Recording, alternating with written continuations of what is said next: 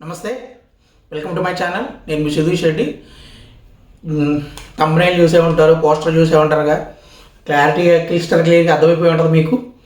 Donkey versus Salaar ఏ movie బాగుంది and A movie ఏ మూవీని dominate చేస్తుంది అండ్ అసలు మూవీ రిలీజ్కి ముందు థియేటర్స్ ఇష్యూస్ ఏంటి అండ్ అసలు షారుఖ్ ఖాన్ గారి ఎజెండాస్ ఎలా ఉంటాయి అండ్ బాలీవుడ్ టాలీవుడ్ కాదు, హిందీ సినిమాకి తెలుగు సినిమాకి ఉన్న ఏమంటారు మార్కెట్ కలెక్షన్స్లో తేడా ఎందుకు ఉంటుంది, ఇవన్నీ కూడా ప్రాపర్గా ఒక పాయింట్ టు పాయింట్ ఒక దాని తర్వాత డిస్కస్ చేస్తున్నాం. ముందుగా సలార్ అనేది పాన్ ఇండియా సినిమా కింద రిలీజ్ అయింది అండ్ డంకీ అనేది ఓన్లీ ఒక హిందీ భాషలోనే రిలీజ్ చేశారు. షారుఖ్ ఖాన్ గారిది అంతకుముందు పఠాన్ కానీ జవాన్ కానీ పాన్ ఇండియా లెవెల్లోని తెలుగు, తమిళ్, కన్నడ, మలయాళం, హిందీ 5 భాషల్లో రిలీజ్ చేశారు. రెండూ కూడా ఈవెన్ జవాన్ నాకు తెలిసి దగ్గర దగ్గర మూడు భాషల్లోని కలిపి 100 కోట్ల దాకా కలెక్ట్ చేసింది సౌత్ ఇండియాలో. ఈవెన్ పఠాన్ కూడా దగ్గర దగ్గర అదే స్థాయిలో కలెక్ట్ చేసింది. అండ్ హిందీ బెల్ట్లో వచ్చేటప్పటికి ఓవరాల్గా ఈ 2 మూవీలు కూడా 1000 కోట్లు కలెక్ట్ చేశాయి. షారుఖ్ ఖాన్ గారిది లాస్ట్ 5 ఇయర్స్ క్రితం వచ్చిన 0 మూవీ తర్వాత ఇప్పుడు వచ్చిన ఈ ఇయర్లోనే 3 మూవీస్ రిలీజ్, మధ్యలో ఆయన పెద్ద సినిమాలు ఏం రిలీజ్ చేయలేదు, అక్కడక్కడ గెస్ట్ అపీరియన్స్ కింద కనిపించారు తప్ప. సో ఈ 2 మూవీస్ ఆయనకి కంబ్యాక్ ఇచ్చే అండ్ ప్రాపర్గా ఆయన స్టార్డమ్ ఏంటో అండ్ ఆయన బాక్స్ ఆఫీస్ స్టామినాలు ఏంటో చూపించి అండ్ అది ఫేక్ కలెక్షన్స్ అనేవాళ్ళు కొంతమంది ఉన్నారు. బట్ బాలీవుడ్ కావాలని ప్రోపగెండాలు చేసి ఇలా కలెక్షన్స్ సృష్టించేదని కూడా చాలామంది అంటుంటారు. కంపారిటివ్లీ మన తెలుగు సినిమాలతో కంపేర్ చేస్తే బాలీవుడ్ మార్కెట్ త్రిబుల్ ఉంటుంది. సో అది డౌట్ లేదు. కాకపోతే మనకున్నంత క్రేజ్ కానీ పెద్ద హీరోలకి మనం ఇచ్చేంత ఇంపార్టెన్స్ కానీ, ఎందుకంటే మన దగ్గర మేబీ ఎంత డిజాస్టర్ మూవీ అయినా సరే పెద్ద హీరో మూవీలు మ్యాక్సిమం ఫస్ట్ డే వచ్చేటప్పటికి ఒక రేంజ్లోనే కలెక్ట్ చేస్తూ ఉంటాయి. అది బాలీవుడ్లో ఒక సల్మాన్ ఖాన్కి తప్ప అండ్ మిగతా వాళ్ళు ఎవరికి ఆ రేంజ్లో టాక్ సంబంధం లేకుండా కలెక్షన్స్ వచ్చే స్టార్డమ్ అయితే ఇంకెవరికి లేదు, ఓన్లీ సల్మాన్ ఖాన్ ఒక్కడికే ఉంది.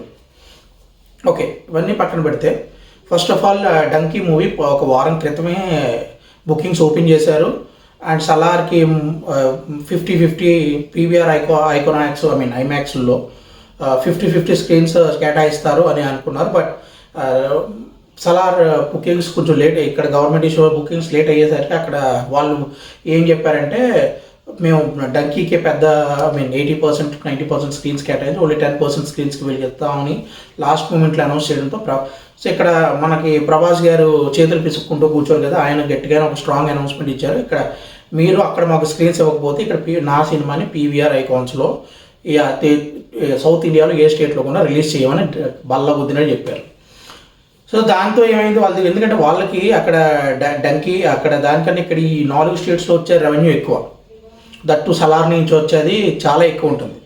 సో వాళ్ళు అక్కడ కాంప్రమైజ్ మొత్తానికి థియేటర్స్ సెకండ్ డేకి సర్దుబాటు చేసుకుని పెట్టారు, వెళ్ళండి కూడా. అండ్ ఇక్కడతో ఈ సమస్య ఒక కొనికి వచ్చింది. బట్ షారుఖ్ ఖాన్ గారు హిందీ సినిమా వాళ్ళు ఎప్పుడూ కూడా ఈ తెలుగు సినిమా కానీ లేదా మన regional movies Telugu, Tamil, Malayalam encourage చేస్తూ ఆయన పైపైకి చెప్తారు కానీ అంతర్లీనంగా వాళ్ళు మాత్రం వీళ్ళని ఎదవనివ్వకూడదు. ఎందుకంటే బాలీవుడ్ అయితే ఎప్పుడో నాశనం అయిపోయింది. బాలీవుడ్ రూట్స్కి కనెక్ట్ అయిన సినిమాలు ఏమీ లేవు. బాలీవుడ్లో ఎంతసేపు ఏంటంటే వాళ్ళ ఆవిడని వీడు తీసుకున్నాడా, వీళ్ళ ఆవిడని వాళ్ళు తీసుకెళ్ళారా, లేదంటే ముద్దులు పెట్టుకున్నామా, లేకపోతే ఏదో ఇక పెళ్ళి అయిపోయిన తర్వాత మనం వీడిని లవ్ చేసాం, ఇద్దరం కలిసి లేచిపోయామా, లేదంటే కొడుకు వయసు వాడితో ఎగురుకుంటున్నామా, ఇలాంటి ఏమంటారు భావ దరిద్రాలే ఎక్కువ ఉంటాయి. భావ దరిద్రాలు కాదు, ఇది బామధ్య దరిద్రం.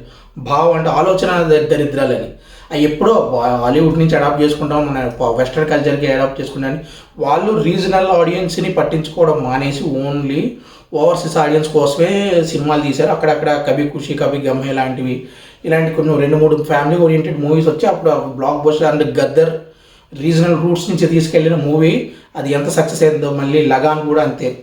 సో అలాంటివి కొన్ని దాని తర్వాత వెస్టర్నైజ్ చేసుకుని ఇలాంటి వెస్టర్నైజ్ థాట్స్తోనే సినిమాలు రావడం అండ్ అవే సక్సెస్, అవి ఓవర్సీస్లో కలెక్షన్స్ రావడంతో వాళ్ళు ఏంటంటే మనకు 100 కోట్లు వస్తున్నాయి, మనం 10 కోట్లు 20 కోట్లు పెట్టి తీసిన సినిమాలకి డబ్బులు వచ్చేస్తున్నాయి కదా అనుకుని ఇంకా అవే రూట్స్ మర్చిపోయారు. దానివల్ల ఏమైంది, వన్ వన్ ఆఫ్ ద టైంలో మొత్తం బాలీవుడ్ కొలాప్స్ అయిపోయింది. Only south movies, south almost ఇప్పటికీ అంతే కదా, సౌత్ మూవీ మన సౌత్ ఇండియన్ మూవీస్ అన్న తెలుగు, తమిళ, మలయాళ, కన్నడ మూవీల్లోనే ఎక్కువ రాజ్యం స్టార్ట్ చేశాయి. అండ్ దాన్ని తొక్కడానికి వాళ్ళు చాలా ప్రయత్నించారు అండ్ సక్సెస్ అయ్యారు. అండ్ ఈలోపు వివేక్ అగ్నిహోత్రి లాంటి డైరెక్టర్ లేదా గదర్ టు సక్సెస్ అవ్వడం బాలీవుడ్ ఎప్పటికీ జీర్ణించుకోలేకపోయింది. ఎందుకంటే అది బాలీవుడ్ అంటేనే 90% పాకిస్తాన్ సపోర్టర్స్ ఉంటారు. దీనికి ఎగ్జాంపుల్స్ చెప్పాలంటే మీరు పాత షారూఖ్ ఖాన్ గారి మూవీస్ చూడండి, ఒకటి డిస్క్లైమర్ వేస్తాను కూడా. సో ఫస్ట్ ఆయన తీసిన మెహూనా అనే ఒక మూవీ, పాకిస్తాన్ ఇండియా స్నేహం చెయ్యి కలపాలి అంటే ఒక ఇండియన్ ఎక్స్ మిలిటరీ ఆఫీసర్ వద్దంటాడు. తర్వాత వీర్ జారా, ఈయన పాకిస్తాన్ వెళ్ళి పాకిస్తాన్ నుంచి ఒక అమ్మాయి వస్తే ఆ అమ్మాయిని ప్రేమించి ఆ అమ్మాయి కోసం పాకిస్తాన్ వెళ్ళి ఆ పాకిస్తాన్ ఇండియా మనం ఒకటే అన్నట్టు మాట్లాడుతుంటాడు. తర్వాత main my name is Khan, ప్రతి ముస్లిము టెర్రరిస్ట్ కాదు అని ఈయన చెప్పడానికి చాలా ప్రయత్నిస్తాడు. అండ్ దాంట్లో ఒక హిందూ అమ్మాయిని పెళ్లి చేసుకుంటాడు. ఆ అమ్మాయి నీ వల్లే నాకు ఈ బ్యాడ్ నేమ్ వచ్చిందని చెప్పడం, అవన్నీ కూడా అంటే ఇవన్నీ అత్రయాలు అలాగే తగలాడతాయి. దాని తర్వాత ఆమిర్ ఖాన్ గారు తీసిన పీకే మూవీ చూశారంటే ముసల్మాన్ ఎప్పుడు కూడా అబద్ధాలు ఆడు అన్న ఒక ఎజెండాతో ఒక మన హిందూ బాబా మాత్రమే అబద్ధాలు ఆడతాడు. అండ్ ఎక్కువగా మీరు చూసినట్టయితే మన హిందూ ధర్మాన్ని వ్యతిరేకిస్తూ ఉన్నట్టు సినిమా కూడా ఉంటుంది. అది రాజ్ కుమార్ హిరానీ డర్కీ మూవీ తీసిన ఆయనే డైరెక్టర్. అండ్ ఈయన బేసిక్గా ఈయన రూట్స్ కూడా షారూఖ్ ఖాన్ గారి రూట్స్ కూడా పాకిస్తాన్ నుంచి వచ్చాయి కాబట్టి, అండ్ ఆయన వాళ్ళ పిల్లల గురించి ఆయన ఇచ్చే స్టేట్ ఆయన నోటితో చెప్పడానికి అసహ్యంగా ఒక తండ్రి అలా ఎలా చెప్తాడో కూడా మనకు తెలియదు. అంటే డబ్బులు ఎక్కువైపోతే వచ్చే పైత్యాలు ఇలాగే ఉంటాయి అనుకుంటా. అండ్ 50 కోట్లు ఖర్చు పెట్టైనా సరే కొడుకుని జైలు నుంచి బయటికి తెప్పించుకోవడం. అండ్ బేసిక్గానే మోస్ట్ ఇది ఎథిక్స్ లేని వ్యక్తి ఎవరు అంటే షారూఖ్ ఖాన్ అనే చెప్పాలి. అండ్ ఇందుకు తగ్గట్టు ఆ సల్మాన్ ఖాన్ కూడా ఏం తక్కువ కాదు కదా. ఆయన ఆల్రెడీ 2 విడాకులు తీసుకుని మళ్ళీ 3వ పెళ్లి కోసం సిద్ధపడుతున్నాడు. అది మన వాళ్ళు కూడా ఈ మధ్య పైత్యాలు ఎక్కించుకుంటున్నారు. అండ్ అబ్బాయిల దాకా మాగుతుంది అనుకుంటే ఆ దరిద్రాన్ని అమ్మాయిలు కూడా పెద్ద ఫ్యామిలీకి సంబంధించి మనకు తెలిసిన న్యూస్లో పెద్ద అమ్మాయిలు కూడా దాన్ని అడాప్ట్ చేసుకుని 3 పెళ్ళిళ్ళు 2 పెళ్ళిళ్ళు కింద తగలాడుతుంది. అవన్నీ పక్కన పెడితే బాలీవుడ్లో ఇలాంటి అంటే రీసెంట్గానే ఒక బ్లాక్ బస్టర్ మూవీ వచ్చింది, రాజు రాణికి కహాని అనేది. అది ఎంత భావదరిద్రం అంటే ఒక పెళ్ళైన అతను పిల్లలు ఉన్న అతను ఇంకో పిల్లలు ఉన్నవాడు ఎక్కడో టూర్లో కలిసి లవ్ చేసుకుంటారంట. ఆ లవ్ పెళ్ళి వాళ్ళ ఫ్యామిలీ కోసం వాళ్ళు గొప్ప పవిత్రమైన ప్రేమను త్యాగం చేసి సైలెంట్గా ఉండిపోయి తర్వాత మన అమ్మమ్మ తాతయ్య లవ్ని గుర్తించి వాళ్ళని కలపడానికి వీళ్ళు మళ్ళీ లవ్ చేసుకోవడం. వీళ్ళ గ్రాండ్ పేరెంట్స్ ఇద్దరు లవర్స్ అంటే వీళ్ళిద్దరు ఏమవుతారంటే అన్న చెల్లెలు కదా, కానీ వీళ్ళిద్దరి మధ్య లవ్ తగలెడతాడు. అది మళ్ళీ బ్లాక్ బస్టర్ 300 కోట్లు కలెక్ట్ చేసింది ఆ సినిమా. అది నాకు సరే అలా ఇవన్నీ వదిలేస్తే first of all so south నార్త్కి ఉన్న డిఫరెన్స్ అది. అండ్ హిందీ వెర్షన్స్లో ఇప్పుడు 10,000 థియేటర్స్ ఉన్నాయంటే 2,500 థియేటర్లు ఓన్లీ మన తెలుగు స్టేట్స్లోనే ఉంటాయి దగ్గర. అండ్ మిగతా ఒక 5,000 మిగతా కన్నడ ఇవన్నీ కలుపుకొని ఇంకొక 3,000 నుంచి 4,000 థియేటర్స్ అంటే 6,500 దగ్గర 50% థియేటర్స్ మన సౌత్లోనే ఉంటాయి. అండ్ మిగతా నార్త్ అంతా కలిపి ఒక 50% థియేటర్స్ ఉంటాయి. ఫర్ ఎగ్జాంపుల్గా చెప్తున్నా, మొత్తం మిగతా స్టేట్స్ అన్నీ కలిపి. ఎందుకంటే అంత ప్రిఫరెన్స్ మనం చూసినంతగా వాళ్ళు సినిమా చూడండి. ప్రభాస్ గారికి వచ్చే పాన్ ఇండియా స్థాయిలో ఒక స్టార్డమ్ వచ్చింది. రీసెంట్గా ఆయన 3 మూవీస్ సరిగ్గా ఆడకపోయినా సరే సలార్కి ఎంతకింత హైప్ వచ్చిందంటే ప్రసాద్ నీల్ అనే ఆయన కేజీఎఫ్ అనేది బాలీవుడ్ జనాల్లో ఒక పిచ్చి ఒక వెర్రిలా పట్టుకుంది కేజీఎఫ్. ఎందుకంటే అంతకు మించిన ఎలివేషన్స్ కానీ ఆ టైప్ ఆఫ్ సినిమాటోగ్రఫీ కానీ ఆ టైప్ ఆఫ్ బ్యాక్గ్రౌండ్ వాళ్ళు ఎప్పుడూ చూడలేదు. ఆ ఎలివేషన్స్ ఫ్రాంక్గా చెప్పాలని అంత భారీ ఎలివేషన్స్ సినిమా తీయొచ్చని ప్రశాంత్ నీల్ లాంటి డైరెక్టర్ ఇండియాకి చూపించాడు. సో ఆ క్రేజ్ వల్ల సలార్కి ఒక బీభత్సమైన హైప్ వచ్చింది. అండ్ డంకీ మూవీస్ దగ్గరికి వచ్చిన రాజు హిరానీ గారి ప్రీవియస్ మూవీస్ కూడా ఏది ఆయనకి ఫ్లాపే లేదు నాకు తెలిసినంత వరకు. ఆయన తీసిన ఫస్ట్ మూవీ మున్నాబాయి కానీ, లగీరా మున్నాబాయి కానీ, లేకపోతే 3 Idiots all time block buster. ఆ తర్వాత ఆ మూవీ నుంచి 300 crores క్లబ్ వచ్చిన తర్వాత పీకే ఇది 700 crores కలెక్ట్ చేసింది. ఆ తర్వాత వచ్చిన జంజు, ఈయన తీసిన ఈ 5 సినిమాలు standard bench marks set. First 3 సినిమాలు అయితే ఎక్స్ట్రాడినరీ.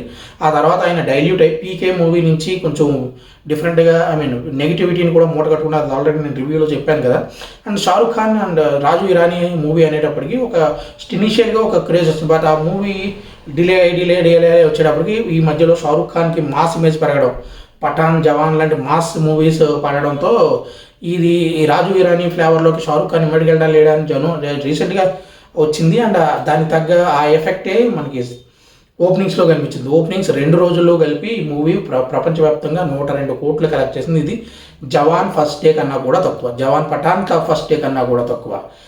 అండ్ సలార్ విషయానికి వచ్చేటప్పటికి ఈ హైప్ వల్ల ఆ మూవీకి ఉన్న ఓపెనింగ్స్ అని ఇక్కడ హైదరాబాద్లో టికెట్ కోసం నేను ముందు రోజు నైట్ 9 గంటల బుధవారం నైట్ 9 గంటల నుంచి ట్రై చేస్తుంటే 12 గంటల తర్వాత మాకు టికెట్లు బుక్ అయ్యాయి.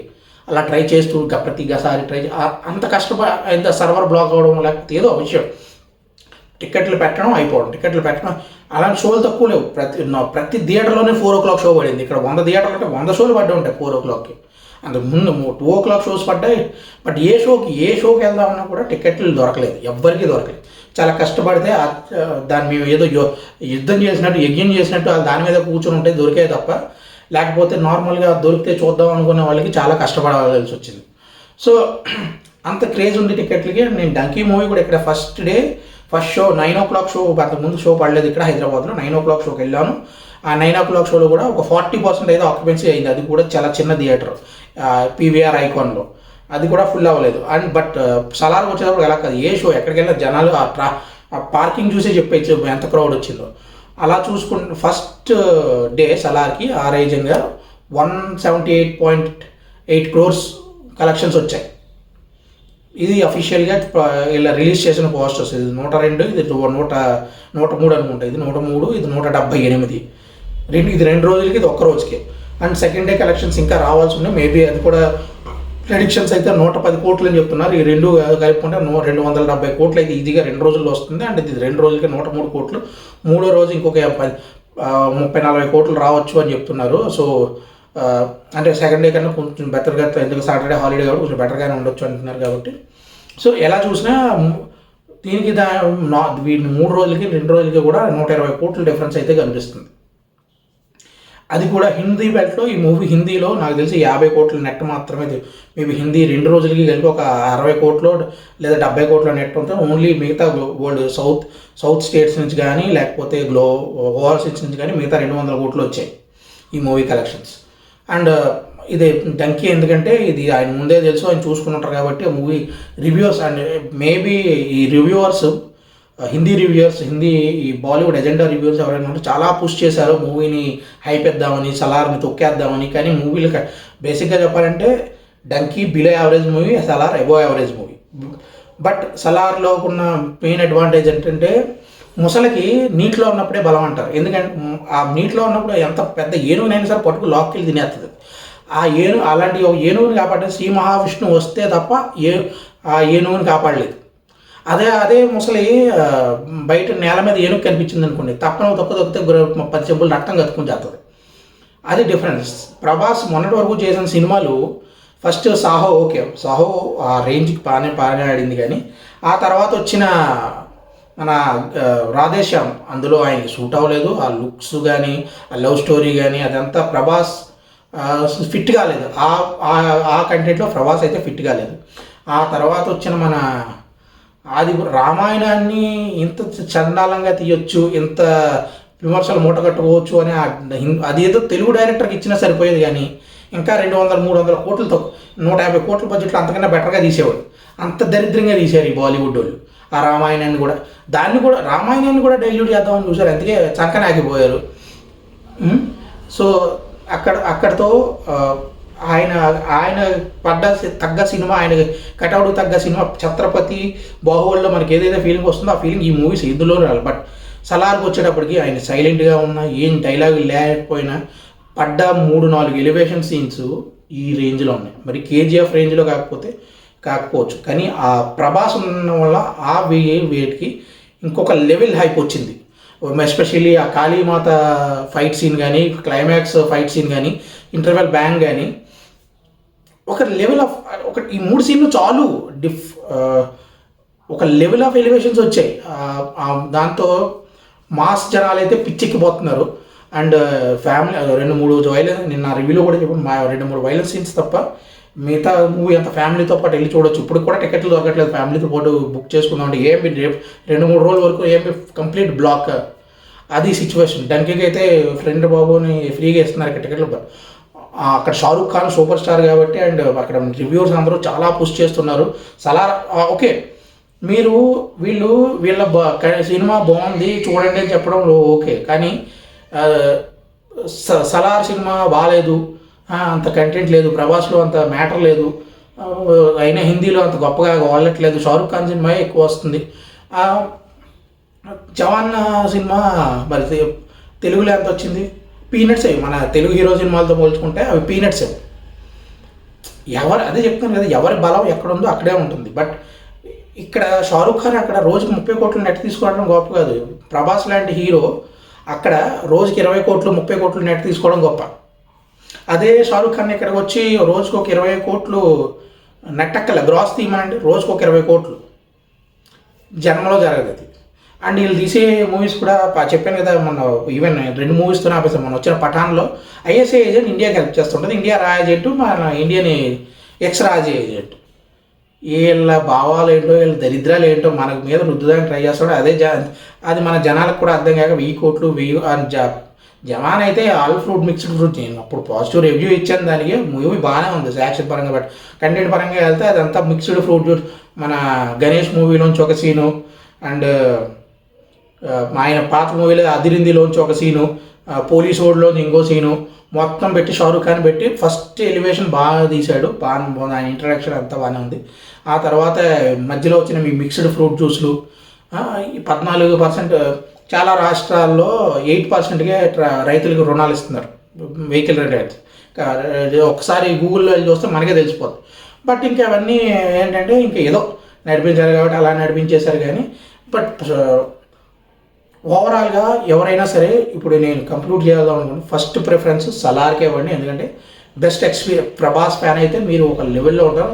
ఈవెన్ ఫ్యామిలీ ఆడియన్స్ అయినా కూడా, and even maybe Telugu Tamil ఎందుకంటే దానికి హిందీలోనే ఉంది కాబట్టి తెలుగు ఆడియన్స్ ఎవరైనా కూడా వీలైన వరకు డంకీని అవాయిడ్ చేయడం కంటే, ఎందుకంటే దాంట్లో పెద్ద కంటెంట్ లేదు. అదొక వరస్ట్ సబ్జెక్ట్ని అయితే ఎంచుకుని దాన్ని ఎక్కువ హైలైట్ చేయడానికి చూశారు. అది ప్రాక్టికల్గా చదువుకున్నవాడు ఎవడైనా సరే అది చూసి అర్థం చేసుకుంటే ఏంట్రా ఇది, నేను నా రివ్యూలో కూడా అది మెన్షన్ చేశాను కాబట్టి. సో ఫస్ట్ ప్రిఫరెన్స్ సలార్కే ఇవ్వండి. అండ్ సెకండ్ ప్రిఫరెన్స్గా దీనికి వెళ్దాం అనుకున్నా వెళ్ళకండి. మనం అనవసరంగా పాకిస్తాన్ని పోషిస్తున్నట్టే జరుగుతుంది ఇక్కడ షారూఖ్ ఖాన్ మూవీస్కి ఇంకా డబ్బులు ఇవ్వడం అంటే. ఈయన ఇంకా మారడు. 5 సంవత్సరాల తర్వాత సినిమా తీస్తే కొంచెం పఠాన్ చూసినప్పుడే ఒళ్ళు మండింది, ఏం మనుషులరా బాబు వీళ్ళు అని. కానీ అది జనాలు మరి దానికి ఎందుకు అంత హైప్ ఇచ్చి చేసుకున్నారు. కొంతమంది నా ఫ్రెండ్స్ గ్రూప్లోనే లేదా వాళ్ళలోనే పిచ్చిన కొడుకులు ఉంటారు. అలాగే ఈరోజు మన రూపాయి లాస్ వస్తుంది అనుకుంటారు, కానీ రేపు పొద్దున మన పిల్లలకి దీనివల్ల జీవితాలే నష్టం అని అర్థం చేసుకోలేరు తెంగన్నా కొడుకులు అని అనుకోకూడదు మనం. సో ఫస్ట్ ప్రిఫరెన్స్ సలార్కే ఇవ్వండి. తెలుగు తమిళ మలయాళం ఈ స్టేట్స్లో హిందీ బెల్ట్లో ఒకవేళ హిందీ సినిమాకి వెళ్ళాలనుకుంటే హిందీ సలార్ బుక్ చేసుకుని చూడండి అంతే. ఎందుకంటే వీళ్ళు మనకి ప్రిఫరెన్స్ ఉన్నా మనం వాళ్ళకి ప్రిఫరెన్స్ ఇవ్వాల్సిన అవసరం లేదు. గౌరవం అనేది ఇచ్చి పుచ్చుకోవాలి. మనకి లేనప్పుడు మనం ఇవ్వాల్సిన అవసరం లేదు. వాళ్ళు మనకి ఇవ్వనప్పుడు, మనకి లేనప్పుడు కాదు, మనకు ఉంది, మన సెల్ఫ్ రెస్పెక్ట్ ఉంటుంది. వాళ్ళు మనకి ఇవ్వనప్పుడు మనం వాళ్ళకి ఇవ్వాల్సిన అవసరం అసలు లేదు. కావాలంటే కొన్ని రివ్యూవర్స్ ఉన్నాయి, యూట్యూబ్లోకి వెళ్ళి చూడండి, వాళ్ళు ఎలా మాట్లాడారంటే మీకే తెలుస్తుంది. So thank you. నా అనాలిసిస్ మీకు నచ్చితే కనుక ప్లీజ్ ఈ ఛానల్ని సబ్స్క్రైబ్ చేసుకోండి అండ్ ఈ వీడియోకి ఒక లైక్ కొట్టండి అండ్ మీ ఫ్రెండ్స్తో పాటు షేర్ చేసుకోండి.